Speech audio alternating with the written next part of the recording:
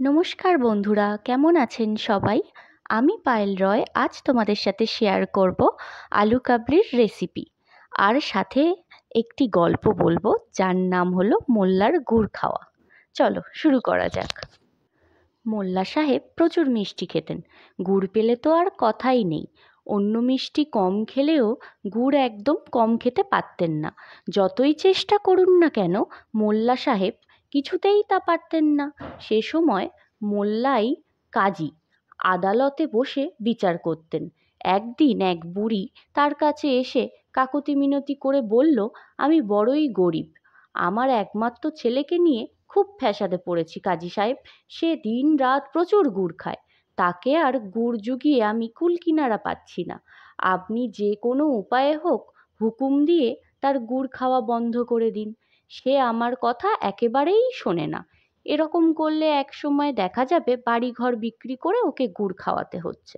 মোল্লা একটু ভেবে বললেন, ব্যাপারটা তো সহজ মনে হচ্ছে না, তবে এক সপ্তাহ পরে এসো, আমি একটু চিন্তা করে নিয়ে তারপরে এ ব্যাপারে তোমাকে বলবো।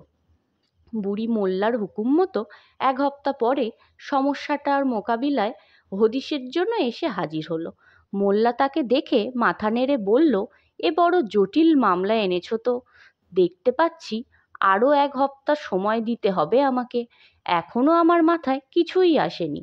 বুড়ি আরও 7 দিন পরে এসেও শুনতে পেল মোল্লার সেই একই কথা।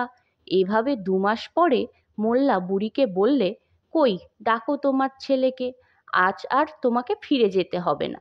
আদেশ পেয়ে ছেলেটি আসতেই মোল্লা তাকে ধমক দিয়ে বললেন, তোমার গুড় বেশি খাওয়া আর চলবে না, যাও, বড় জোর 1 চিমটে করে দিনে রাতে, তাও রোজ নয়, মাঝে মধ্যে, এর বেশি একটুও নয়। বুড়ি মোল্লাকে ধন্যবাদ জানিয়ে বলল, একটা কথা বলার ছিল কাজী সাহেব। বলো। নাসির উদ্দিন বললেন, এতবার ডাকলেন কেন আমাকে? কষ্ট করে অনেক আগেই তো আপনি এই হুকুম দিতে পারতেন আমার ছেলেকে।